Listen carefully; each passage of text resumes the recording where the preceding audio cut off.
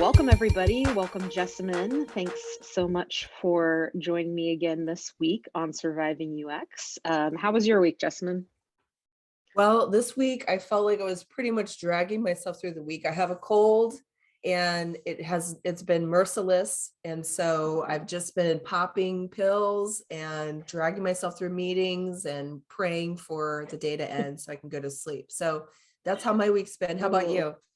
Well, equal to the challenges of being sick, I have a DMV story for you. So Yes, let's hear it.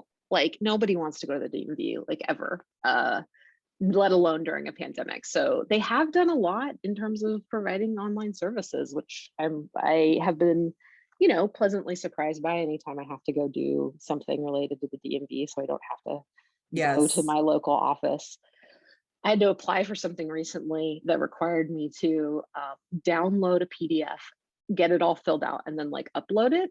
And so of course I'm thinking like, oh my gosh, this is so antiquated. Like this user experience like really is going to tell me how like unsophisticated this entire process is going to be, how long I'm going to have to wait for a response, if anybody's even going to like get this form and reply to me. Yeah. The minute I upload it, the minute I upload the form, the PDF, the scanned PDF, I get an email from the DMV that says, thank you for, submitting this form, which I thought was great. Wow, So that first is of all, I nice. was like, awesome. Touch point. And the second thing was, that they were like, and also you're missing a required field. Whoa. So instead of them building out an online form. Which has a client side like required field validation, they have some sort of mechanism that's optically reading my PDF to say, no, you have missed a required it's someone field. Locked in a room somewhere, there's who's making 9 cents, who's doing this. It's possible, but it came so fast that I think it has to be automated. But I am just floored that the DMV would have something on a PDF, no less, like that, as opposed to just building out a form that has 20 fields in it to fill out. So anyway, my story of the DMV is better than has a better result than your not feeling well this week's story, go because California it actually DMV. I know it actually worked. So anyway, they do have a cute website, I have to say. That's my story, UX story of the week, of like perception Brilliant. And reality with regard to the user experience. Magic PDFs. But gosh, I do hope they, I don't know, move into this century in terms of actually having something like a form like one would be used to. That's right, because they have all their PDFs and they have them numbered, and everybody knows it's like if you got to fill out something, it's form 124. Yeah. I'm sure someone had to print that out on their side and put it in some sort of file somewhere. And it was just, wow. Anyway. Brilliant. All right. Well, welcome everyone to Surviving UX, the place to celebrate your nightmare career choice. Today, we have a guest host with us who goes way back. He has worked everywhere. His LinkedIn profile requires multiple clicks to look through his list of like Santa's Christmas list of experiences. He's worked at Oracle, Adobe, Frog, Citrix, Cisco, PayPal, Involution Studios, and Automation Anywhere. He is a curator for the Rosenfeld Enterprise Design Community, and he is a design grad of Michigan and CMU. And he also did some stints at UT Austin and RISD. He is currently a design manager at Aurora Solar. Welcome, Uday Gajendar. Hello. Thank you for inviting me. So great to be here.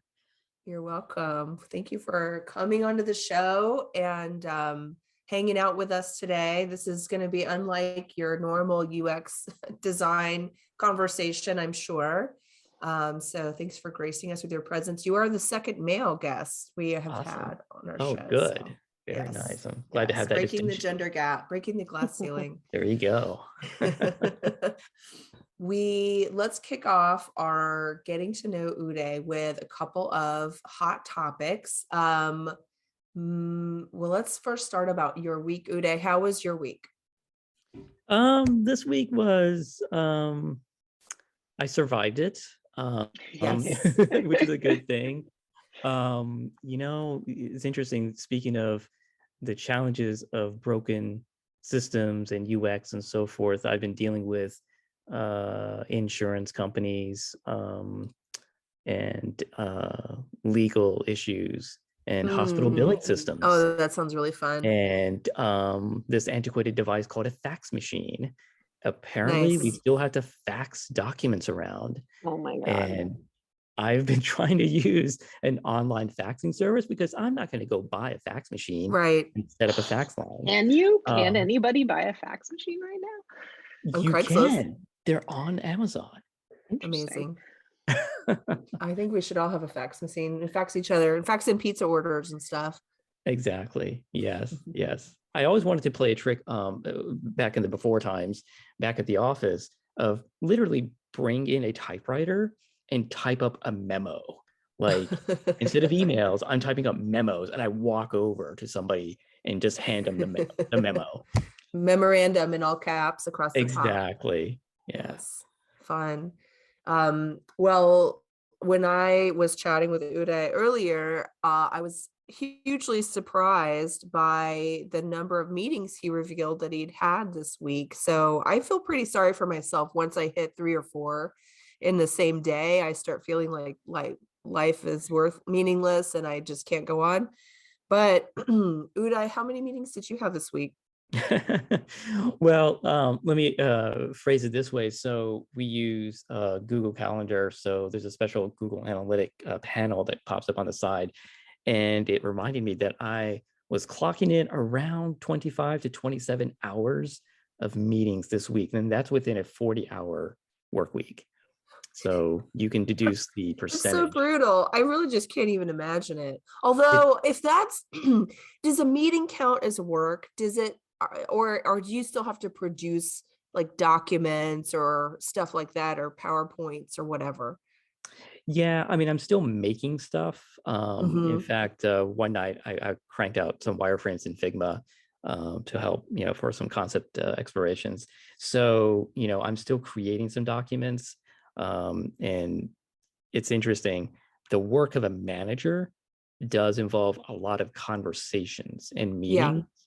But then there's the after or the post follow-up work, which involves the action items and writing up stuff. So brutal. Yeah, it's quite a bit. Yeah. That's insane. Meg, how about you? How was your week of meetings? Would you say you were in the 25 to 27 hour range? In a typical week, I would agree with you. Like I feel like in the 3 to 4 hour long meetings, you just don't have those pockets to get back to anything and produce something meaningful. And the other thing is like, there is, I don't know if it's like an expectation I put on myself or just something I've like learned a bad habit for, is that sometimes I'm like, oh, this meeting I can work through. And so I'm like, I will pull double duty during this meeting of like, I will have my design file open and I will be half listening. Sometimes it works out. I can't do it. Sometimes it works out. Sometimes it doesn't, because the concepts of what we're talking about are too difficult for me to like split task like that. But yeah, that's definitely something that like I realize I try to do so that I can, wrap up that design file thing that I need to also deliver today. Yeah, it's a lie. I just can't do it. I if I think I can, I'm just lying to myself. I have to listen. Sometimes I'll put stuff, I'll literally go, and this is terrible. I'll go onto a meeting and I'll mute myself and I'll mute the volume. So my name appears in the attendee list. I don't do this often, but I have done it. I can't lie. And I try to work on something else because I'm like, I have gotten flack about not being in certain meetings, like, oh, you should be there. And it's like, okay.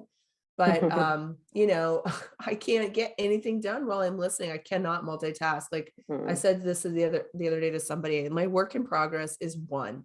I cannot do a whip of more than 1. I just can't. If I try, I'm a mess. And it's just the truth. Sometimes one thing I have done is I'll be in the meeting, like I'll be present in the meeting in terms of my name will show up, right? And then maybe I'll like make a couple comments where I need to be a part of the conversation.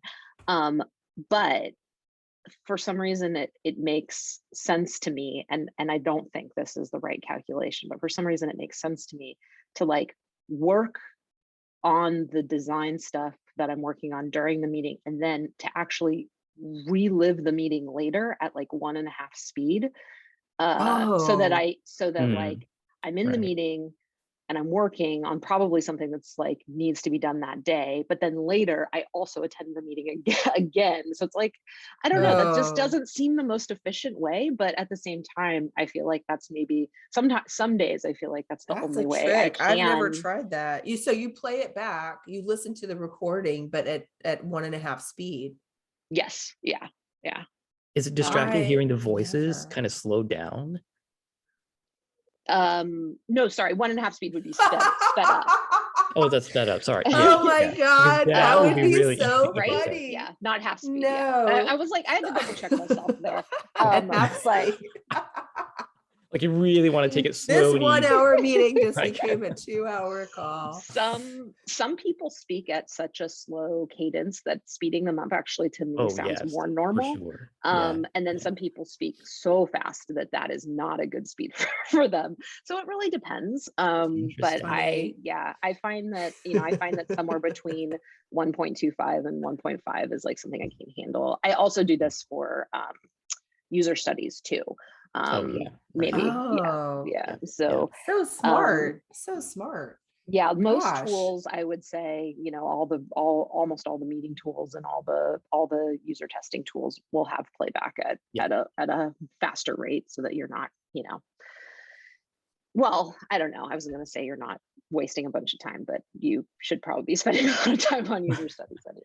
So that's really cool. Yeah, I've used the 2x for some of the research tools we've had, and I find it very valuable because you want to get to the salient points, the really good stuff, and it helps you kind of track along much faster.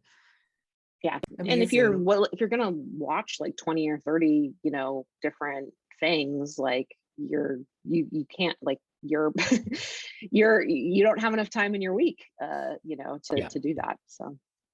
Yeah. Exactly. So what about this, you guys? So we have a topic we wanted to bring up, and you mentioned, time in the week, right? So you're listening and you're trying to multitask, you're trying to work. What about reading? So, one story that somebody shared recently was like, this person I work with, they're always sitting around articles. And, I thought, as I moved this week and I was putting away all these freaking design and career books that I either read like one chapter of, or someone told me to buy and I didn't read. Do you guys make time for reading during your week? Is reading part of your day? It's part of my after hours. It's very difficult to fit in reading during the workday, between 9 to 5. I do try to carve out time after hours before I go to bed. That's usually some time for myself, at least like half an hour, just do some reading, and on weekends, of course. But it is very hard for me to read through an entire book. I'm very selective about the chapters and topics, because I have a lot of demands on my time, I guess, to read 400 pages about a methodology. Yes. So, yeah. Yes. Do you read career books or just read for fun? Both. Most recently, I was actually rereading a book by Jhumpa Lahiri called Unaccustomed. Oh, I love her. Yeah. Yes. Oh my gosh. It's so interesting. I read that book first when it came out. I want to say 2008, 2009, something like that.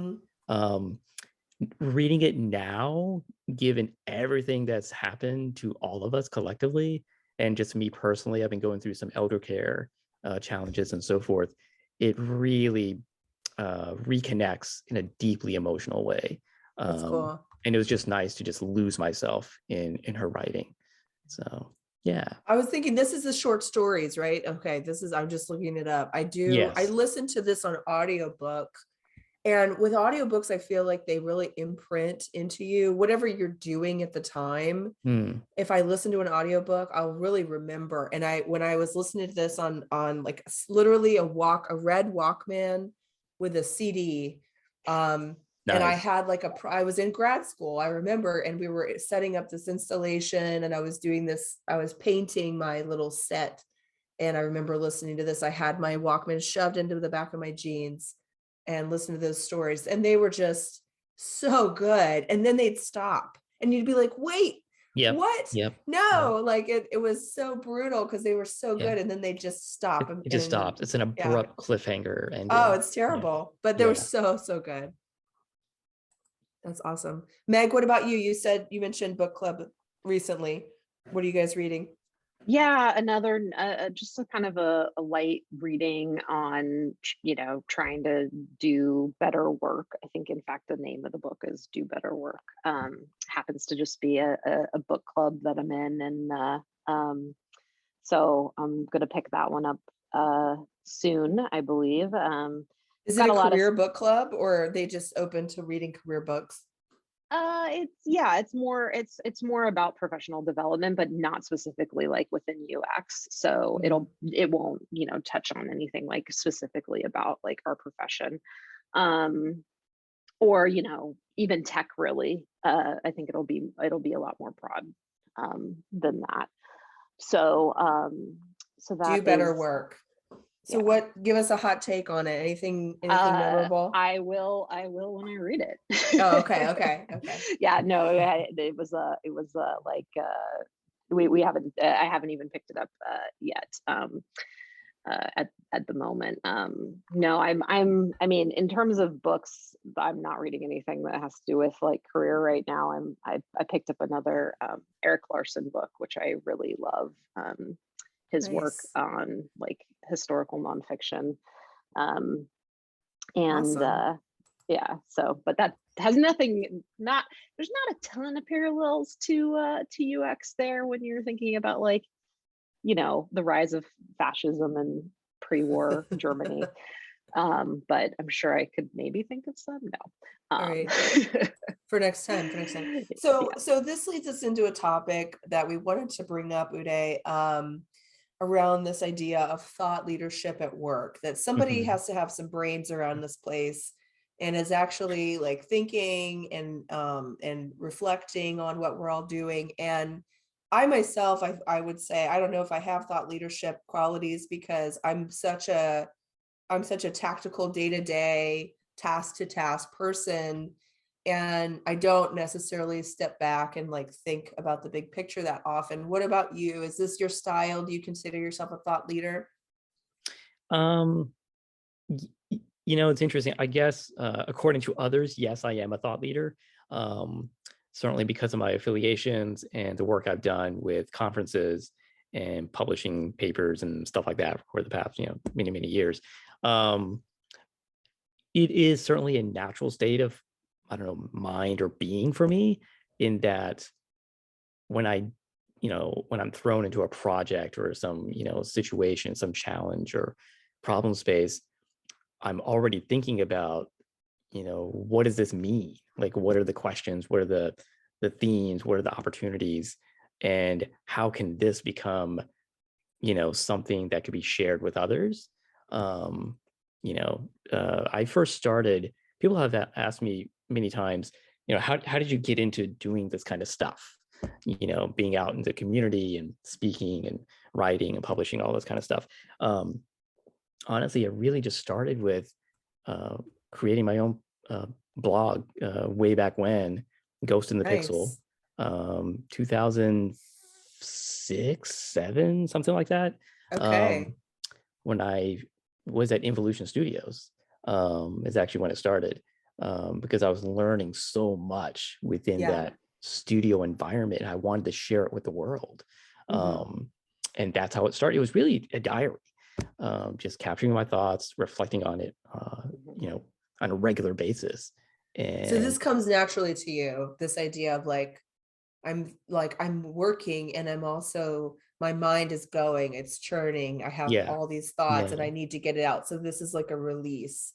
So Exactly. Exactly. I imagine you get the question of like, how do you do this work a lot? Like, you know, for younger people like coming into the, or sorry, Hmm. like Hmm. more beginners coming into the field. Hmm. Like you were saying, I imagine you get that question a lot.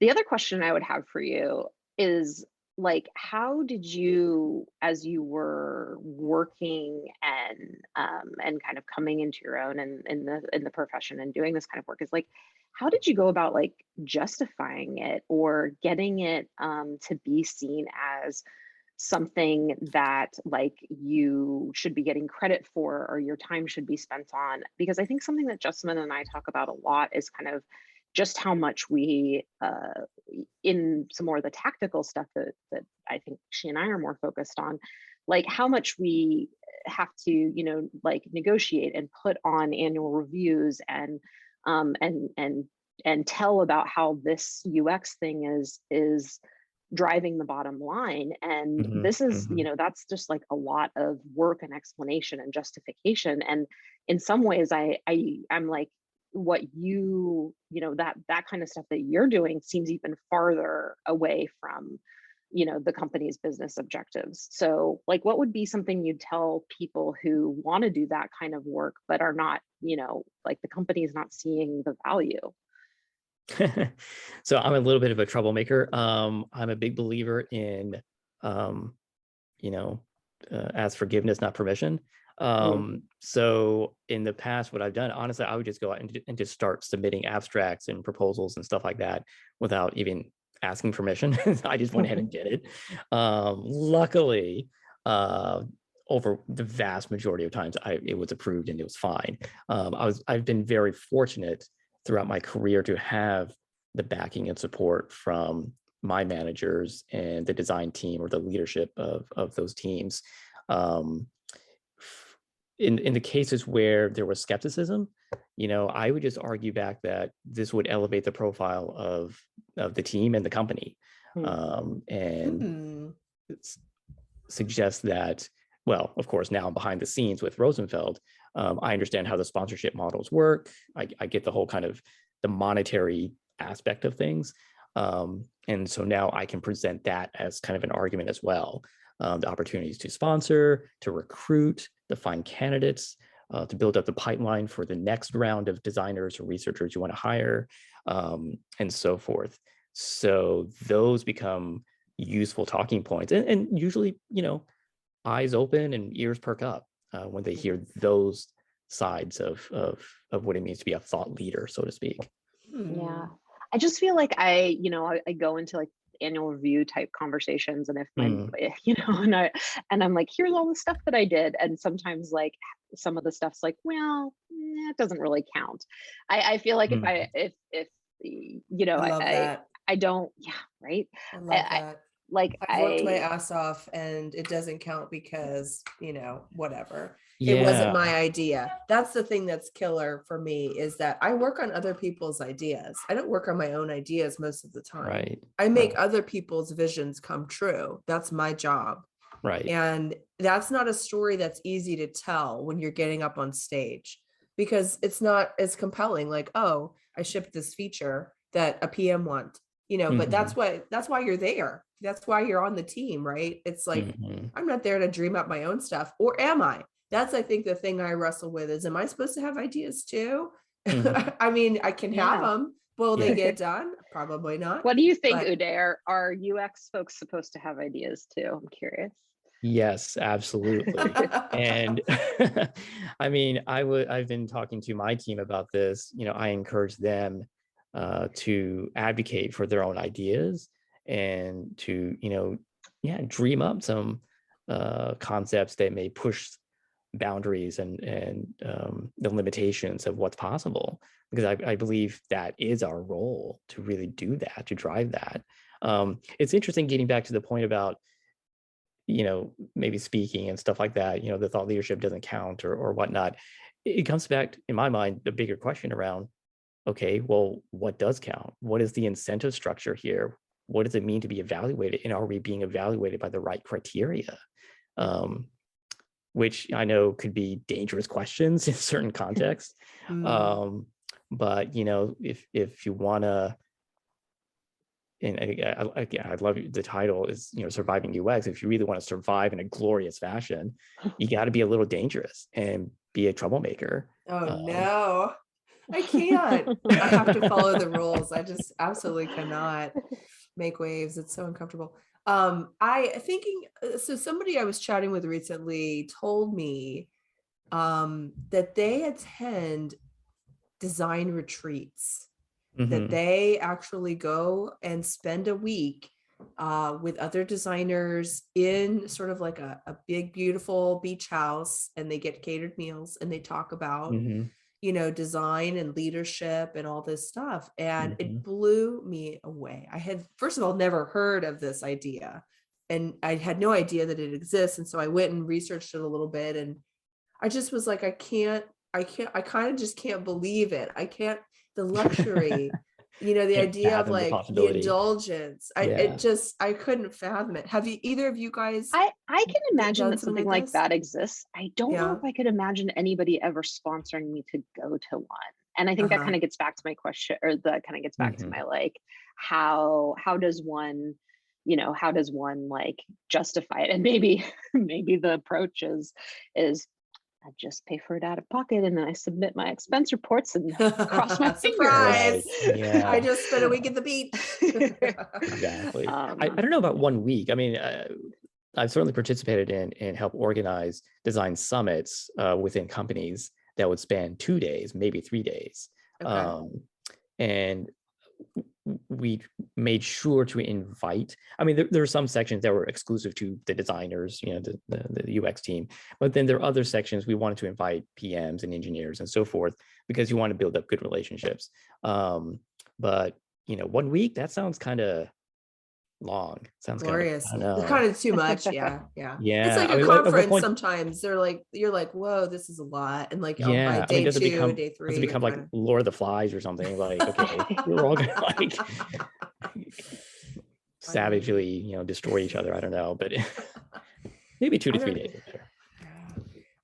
I do sort of have this thing where it's almost like, have you ever traveled abroad and you're in France or wherever, and you're like, this is amazing.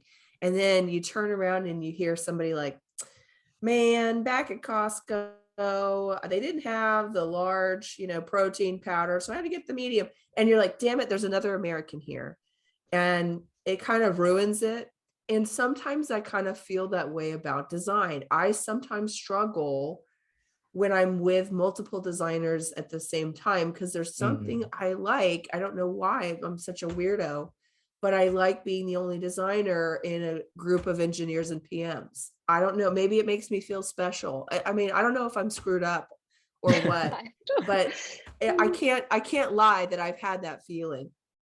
It might come from times of, I don't know if this is true, but it might come from times of like being in situations where you are with other designers and like somebody kind of like says something that is like, oh, have you thought of this? And like, it's like, oh, we should have had that conversation before we were here with engineers and PMs. And you're kind of throwing me under the bus. Like it might be a little bit of like just repeated experiences like that, because that surely can happen, whether or not the person, in like, that it could just be that the person just thought of it and didn't like, think through how it would look if they brought it up in that context. But right. I think some of that might just be like, I'm working so hard to be the authority here. And if on UX, on design, and I need these people to take me seriously, and like I need my group, I need my tribe to like back me up. And so I think that's part of it. I mean, Uday, how are we on time? Do we have time for I'd say we go one more topic, or maybe the listener question. Okay, let's do the listener question. So Uday, you're a manager, right? So you're used to giving advice. So this listener said to me the other day, I'm in meetings all damn day, which you can relate, but they're a designer, right? So they got to get their work done. They said they can't get anything done because of all the meetings. And they said, look, I've tried blocking off my calendar and doing all that stuff, but I end up just canceling it and then booking more meetings. What can I do? So as a manager, I would actually recommend someone in that situation to go to their manager to clear the blocks and really kind of clarify to the others who are requesting that time to, ensure, is this really necessary to have all those meetings, to have, that individual in those meetings? How much of it can be done asynchronously? Can other, certain, so-called high priority projects be pushed out a little bit and create some space? Because I actually think the manager might need to be called in to create that. How Otherwise, many hours do you think a designer should have clear on their calendar for design work? Oh, as much as possible. I mean, I would say, and I'm kind of throwing a ballpark, number here, but maybe at least half the day should be cleared so they can get design work. Because doing design work, yeah, you have to, it takes time to get into the Takes problem time. space. You got to do Yeah. the work. You want to get into a flow. You don't want to be interrupted all the time. Right. I was also going to suggest that even at a team level, maybe the design team can get together, and this is that solidarity aspect, right? We band together and we declare Mondays, no meetings on Mondays. No That's our design Mondays. time. Yeah. Design time. Mhm. It's so good. It's so good. I've tried this. It actually did work for a while, where I was like, okay, meetings are Tuesdays and Thursdays, Monday, Wednesday, Fridays, more design. Mhm. But I think over time I just got maybe lazy and I didn't enforce the boundary as much. What about you, Meg? Well, like two things to consider. One is sometimes I fail on that because I wanna meet somebody where they are, and I think we all are very sensitive to time zones and people with kids, and and like, so it's kind of like, oh, like, yeah, I don't want to meet on my no meetings Friday, but I understand that that's the only spot that you have, and like I want to meet you where you're at.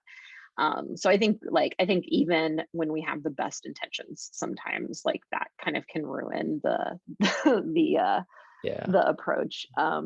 I have worked at a place where the intent was to have like a day or at least a half day that um doesn't have meetings except for design related stuff, and like active working sessions either by yourself or with other people. And I gotta say that that is awesome. I think that when managers can create that space, like and hold it for their designers, like that is something like worth seeking out if you are looking for a job. And somebody says that that's a possibility, I would definitely follow up on that, because that is glorious. Yeah. So Nice. Yeah. You want to do some rapid fires? All right. Yeah. So we'll end here with our rapid fire questions. Our first, I believe, because this is our first guest of our new season, our rapid fire questions for Uday here. So we like to ask, what's an app or experience you've used recently that isn't the worst? Maybe when you've had to Spotify. Spotify. Tell us more. Spotify on my iPhone. Yeah. It's not the worst. It's actually quite good. I like it. I enjoy it. Yeah. What do you enjoy about it? I think it's mainly the interactions with the playlists, and being able to mark and favorite songs and artists and stuff like that. Yeah, I mean, it's not too complicated. It's not too bad. Works for me anyway. I've been thinking about having to go downgrade out of the premium experience on Spotify just to kind of balance out some of my other life expenses right now. Would you ever go back to normal Spotify, or do you use normal ad Spotify? No, I used a premium. I've been using premium for like a decade now. Wow. Yeah. Hopefully you're in some sort of early contract. And they've never I don't changed know. it. I feel like I'm bankrolling the Spotify industry. I bought them a boat. All right. The next question is, a funny or fancy word or concept from UX or HCI. A lot of something that maybe somebody outside of our population might not realize that we use all the time. Oh yeah, for sure. GOMS. It's just a funny word, GOMS. GOMS. I've heard of this, but I don't remember what it means. I don't think I'm familiar. Ooh. I'm trying to remember what it is, what exactly it is, but it's GOMS. And I think it has to do with some kind of, what is this one? It's some kind of method or principle of GOMS. I'm gonna accuracy. Look it up. GOMS. All right. Well, while we're Anyway. looking that up, what is the one do and don't you're keeping in mind to survive the week ahead? Do is laugh heartily, at least once. And not in a sarcastic way, like really laugh. And don't, I was gonna say don't drink too much. That's what I try to do every week anyway. Yeah. All right, GOMS is goals, operators, and methods. Oh, that's right. Goals, operators, and methods. So when are you going to use GOMS in your day-to-day? I don't. Okay. User modeling. Oh, so it's like you're building out a persona or something like that. Yeah, that's right. That's what it is. Yeah. GOMS. It's a concept from way back when, one of the early HCI classes I took at CMU, I think. Okay. GOMS. All right. Well, thank you so much for joining us, for doing our rapid fire questions there, and for sharing all of your advice on the topics that we covered today. Of course. Thank you so much for having me. I really had a good time. This was great. Thank you, Uday. It was a pleasure. Everybody have a good week. Hope you survive. Don't get COVID, or if you have it, hang in there. See you next time. Bye. Thanks. Bye.